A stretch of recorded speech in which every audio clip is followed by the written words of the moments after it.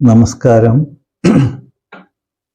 ഇന്ന് ഞാൻ നിങ്ങളുമായി സംസാരിക്കാൻ ഉദ്ദേശിക്കുന്നത് നമ്മുടെ ജ്യോതിശാസ്ത്രത്തിലെ വളരെ വിശിഷ്ടമായ ഒരു യോഗത്തെക്കുറിച്ചാണ്. വളരെ പ്രാധാന്യമർഹിക്കുന്നതും വിശിഷ്ടവുമാണ് ഈ യോഗം. സൂര്യനും വ്യാഴവും ചേർന്നുള്ള യോഗം. Sun and Jupiter.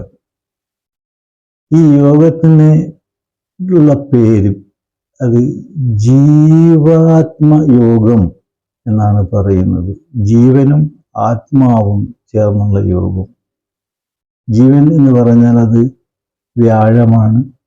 ആത്മാവ് എന്ന് പറയുന്നത് സൂര്യനാണ്. ഈ രണ്ട് വളരെ പ്രധാനപ്പെട്ട ഗ്രഹങ്ങളുടെ യോഗം, അതാണ് ജീവാത്മയോഗം എന്ന് പറയുന്നത്. ജ്യോതിശാസ്ത്രത്തിൽ വളരെ പ്രാധാന്യമർഹിക്കുന്ന യോഗമാണ്.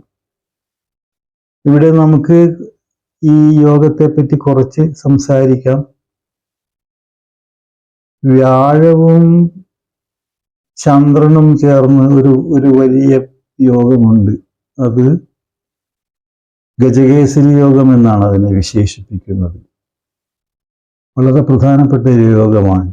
അതുപോലെ വ്യാഴവും സൂര്യനുമായി ചേർന്ന് ഉള്ള ഒരു യോഗമാണിത്, ജീവാത്മയോഗം എന്ന് പറയുന്നത്.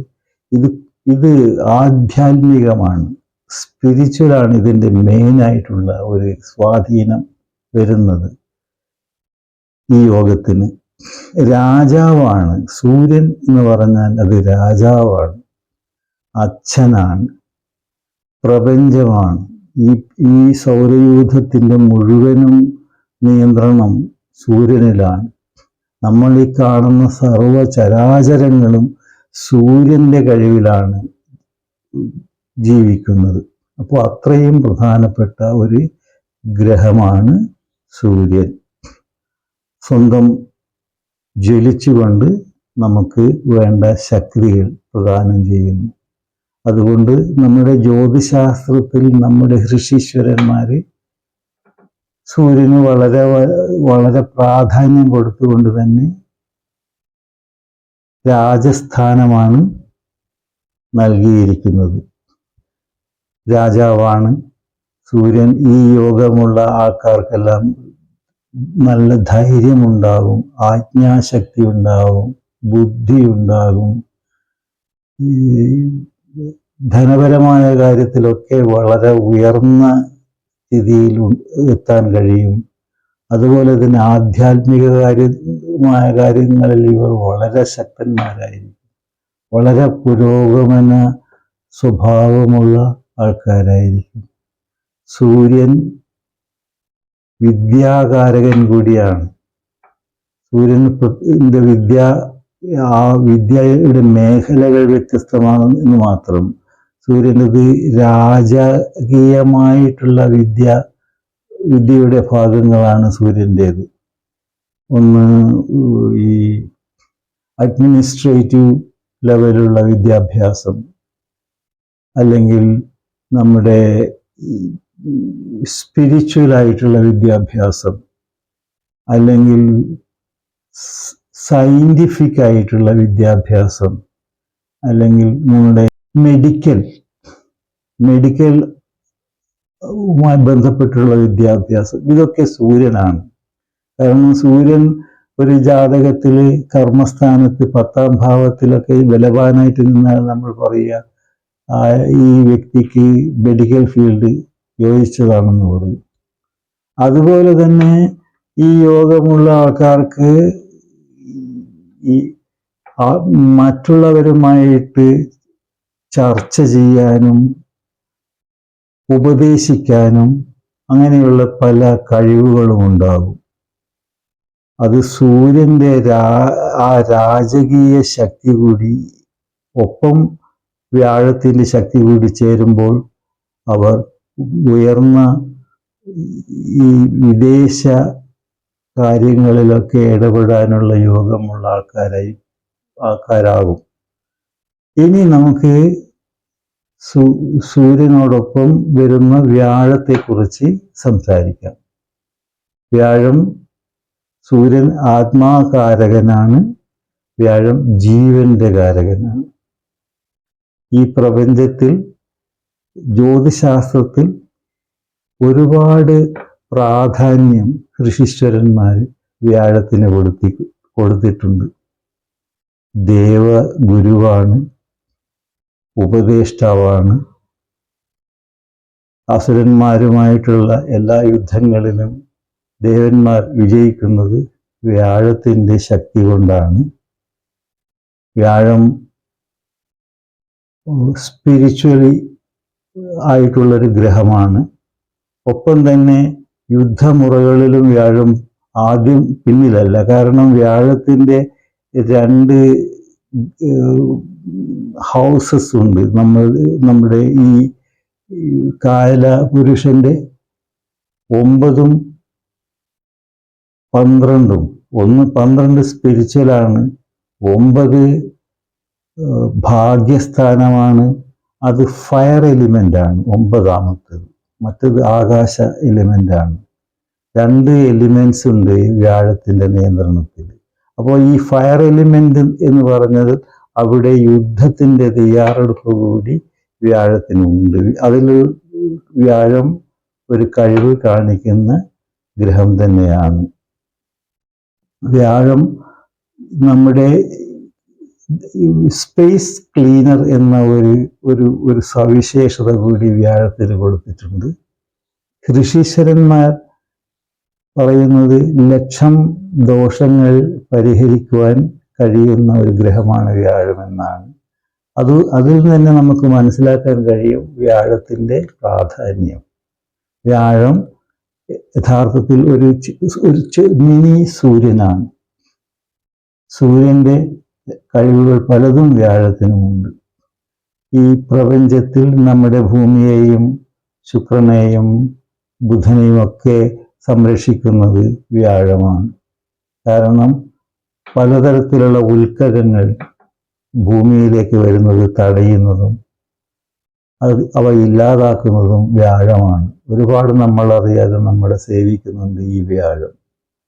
വ്യാഴത്തിൻ്റെ ആകർഷണ ശക്തി കൊണ്ടാണ്, ഒരു ജയൻ്റായിട്ടുള്ള ഗ്രഹമാണത്.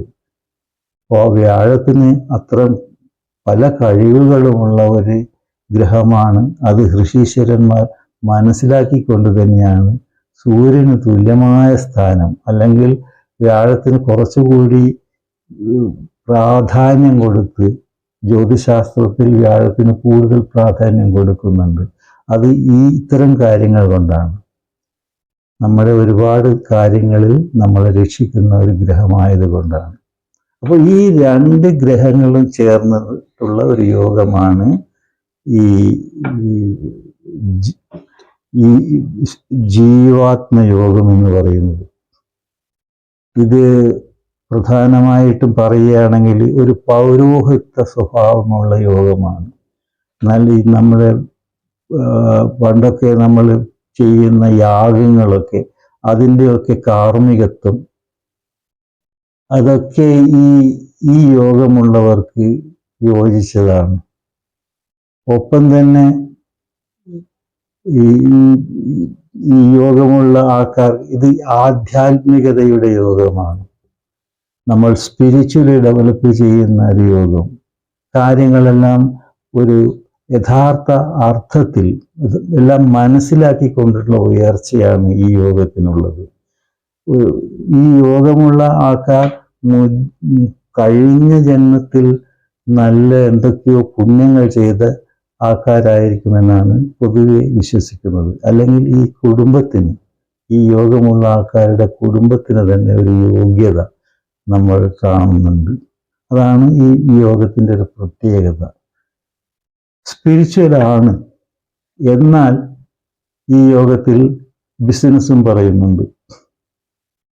ഈ യോഗമുള്ള ആൾക്കാർ ഉയർന്ന ജ്വല്ലറി ഉടമകളും അല്ലെങ്കിൽ സ്വർണത്തിൻ്റെ ബിസിനസ് ചെയ്യുന്നവരും ആയിട്ട് കാണാം നമുക്ക്. സൂര്യൻ്റെയും എല്ലാം ഒരു കാരകത്വം കൂടിയാണത്. ബിസിനസ്സും ഈ യോഗത്തിന് പറഞ്ഞിട്ടുണ്ട്. എന്നാൽ പ്രധാനമായും നയതന്ത്രത്തിലാണ് ഈ യോഗത്തിന് ഏറ്റവും അധികം പ്രാധാന്യമുള്ളത്. കാരണം നമുക്ക് തന്നെ അറിയാം, സൂര്യൻ ഒരു എല്ലാ നമ്മുടെ ശാസ്ത്രങ്ങളും അറിയുന്ന അത് പൂർണ്ണമായി പഠിച്ച് പ്രായോഗികമാക്കാൻ കഴിയുന്ന ഒരു ഗ്രഹമാണ് സൂര്യൻ. അതുകൊണ്ടാണ് സൂര്യൻ്റെ ശിഷ്യത്വം ശ്രീരാമ ഭക്തനായ ഹനുമാൻ എടുക്കുന്നത്. അങ്ങനെ സൂര്യൻ്റെ വളരെ പ്രശസ്തനായ ശിഷ്യനാണ് ഹനുമാൻജി. ഹനുമാൻജിയുടെ സ്വഭാവം നമുക്കറിയാം. എല്ലാ കാര്യത്തിലും വളരെ കഴിവുള്ള ഒരു ദൈവമാണത്, ശ്രീരാമ ഭക്തനായ ഹനുമാൻജി. കാരണം ഏറ്റവും നല്ലൊരു ഡിപ്ലോമാറ്റ് ആയിരുന്നു. ആൾക്കാരുമായിട്ട് സംസാരിക്കാനും കാര്യങ്ങൾക്ക് ഒരു പരിഹാരം കണ്ടെത്താനും ഈ ഹനുമാൻജിക്ക് കഴിയുമായിരുന്നു. അത് സൂര്യൻ്റെ ഒരു പ്രത്യേകതയാണ്. ഈ യോഗമുള്ള ആൾക്കാർക്കും വിദേശത്ത് ഇത്തരം രംഗങ്ങളിൽ എന്ന് വെച്ചാൽ നയതന്ത്ര കാര്യങ്ങളിലൊക്കെ വളരെ സജീവമാകാനും അതിൽ വിജയിക്കാനും സാധിക്കും. മറ്റൊരു യോഗം എന്ന് പറയുന്നത് ഇവർക്ക് സൂര്യൻ്റെ രാജാവിൻ്റെ ആജ്ഞാശക്തിയും നയതന്ത്രബോധവും എല്ലാം ഉള്ളത് കൊണ്ട് ഈ യോഗമുള്ള ആൾക്കാർ നല്ല വലിയ സ്ഥാപനങ്ങളിൽ വലിയ സ്ഥാനങ്ങൾ അലങ്കരിക്കുന്നവരായിരിക്കും. ഒരു താഴ്ന്ന ജോലി അല്ല ഇവർക്കുണ്ടാവുക, ഉയർന്ന ജോലി, രാജകീയത, അതൊക്കെ ഈ ഒരു യോഗമുള്ള ആൾക്കാർക്ക് പറഞ്ഞിട്ടുള്ളതാണ്. നല്ല കീർത്തി ഉണ്ടാകും. ഈ യോഗമുള്ള ആൾക്ക് സൽകീർത്തിയായിരിക്കും. ആ കീർത്തി ലാസ്റ്റിംഗ് ആയിരിക്കും, ഒരുപാട് കാലം നിലനിൽക്കുന്ന കീർത്തിയായിരിക്കും. അങ്ങനെ സമ്പത്തിൻ്റെ കാര്യത്തിലും അവർക്ക് ഉണ്ടാകുന്നുവോ അത് സ്ഥിരമായിട്ട് ഉണ്ടാകും, അത് താൽക്കാലികമായിരിക്കില്ല. അതാണ് സൂര്യനും വ്യാഴവും ചേർന്നുള്ള യോഗത്തിൻ്റെ പ്രത്യേകത. ഈ